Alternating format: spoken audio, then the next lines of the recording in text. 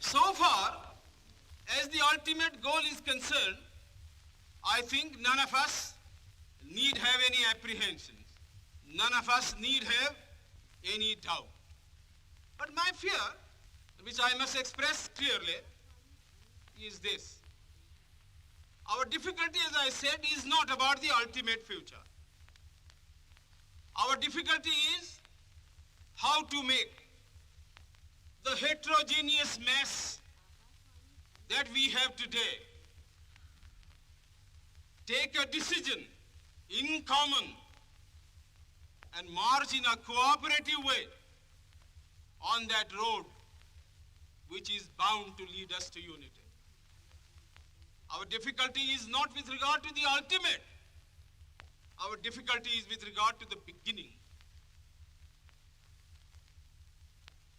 Mr. Chairman, therefore, I should have thought that in order to make a start, in order to induce every party, every section in this country, it would be the act of greatest statesmanship for the majority party even to make a concession to the prejudices of people who are not prepared to march together.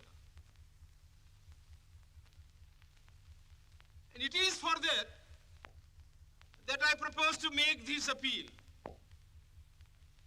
Let us leave aside slogans.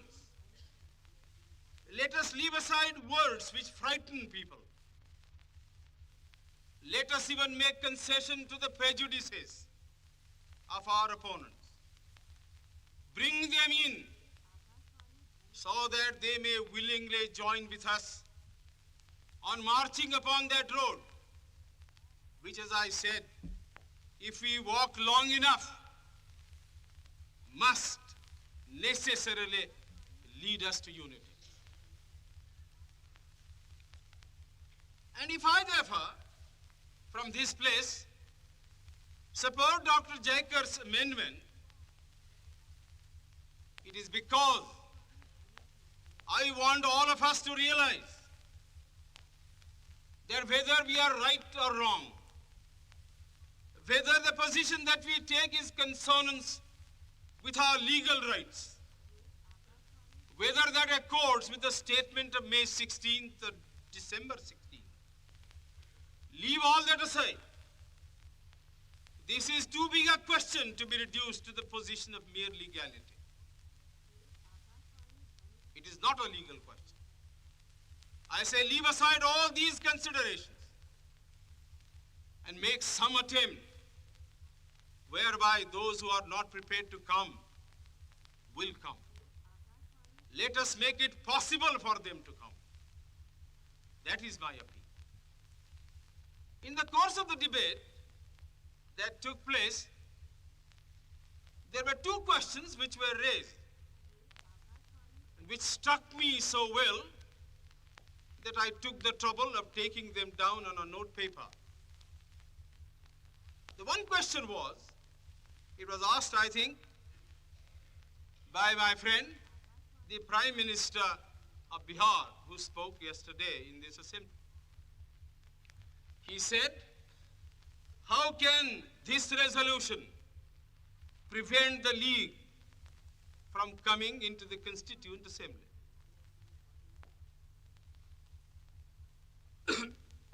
Today, my friend Dr. Shyam Prasad Mukherjee asked another question. Is this resolution inconsistent with the Cabinet Mission's proposal?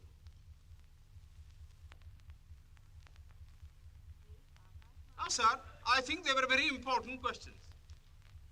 And they, I think, ought to be answered. And answered categorically. I do maintain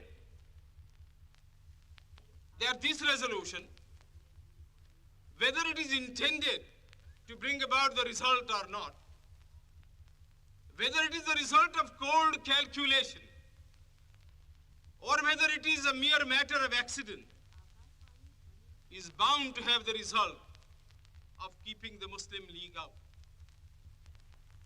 And I'll substantiate what I said.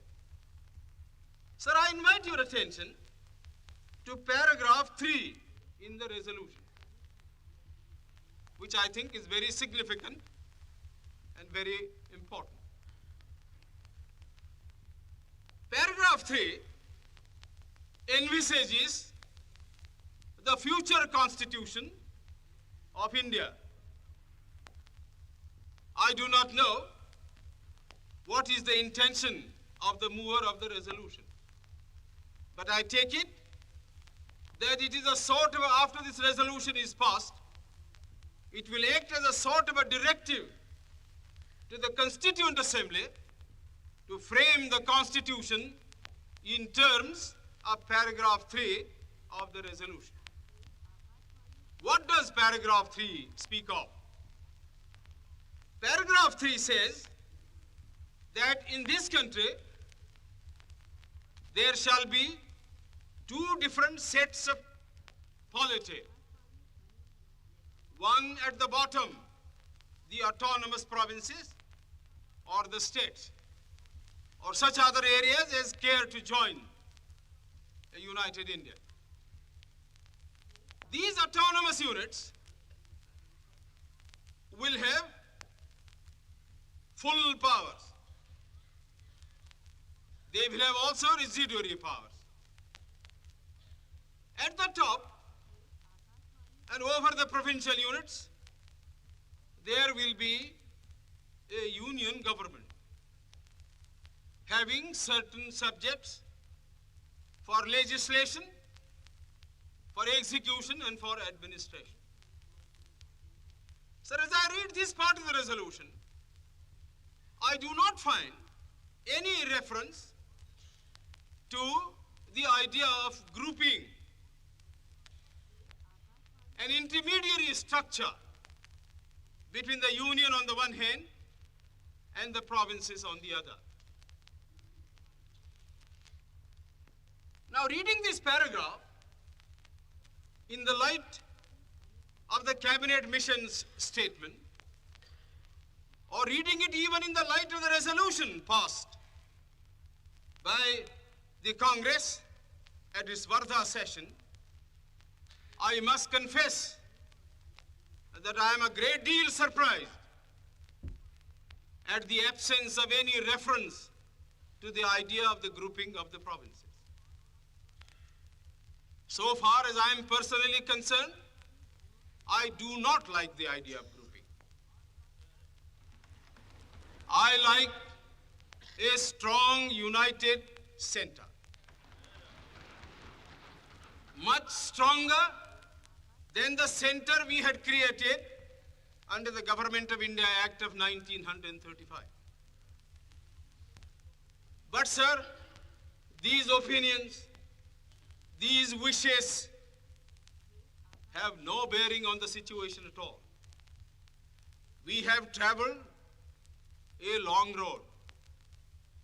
The Congress party, for the reasons best known to itself, consented, if I may use the expression, to the dismantling of a strong center which had grown into this country as a result of 150 years of administration,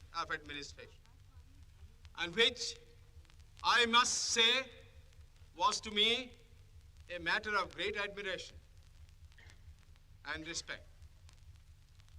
But having given up that position, having said that we do not want a strong center, and having accepted that there must be or should be an intermediate polity, a sub-federation between the union government and the provinces, I like to know why there is no reference in paragraph 3 to the idea of grouping. I quite understand that the Congress party, the Muslim League, and His Majesty's government is not ad idem on the interpretation of that particular idea about grouping. But I always thought, and I will be prepared to stand corrected if it's shown that I am wrong, that at least it was agreed by the Congress party that if the provinces who are to be within the different groups consent to form a union or a sub-federation, the Congress would have no objection to that proposal. I believe I am correct in interpreting the mind of the Congress party.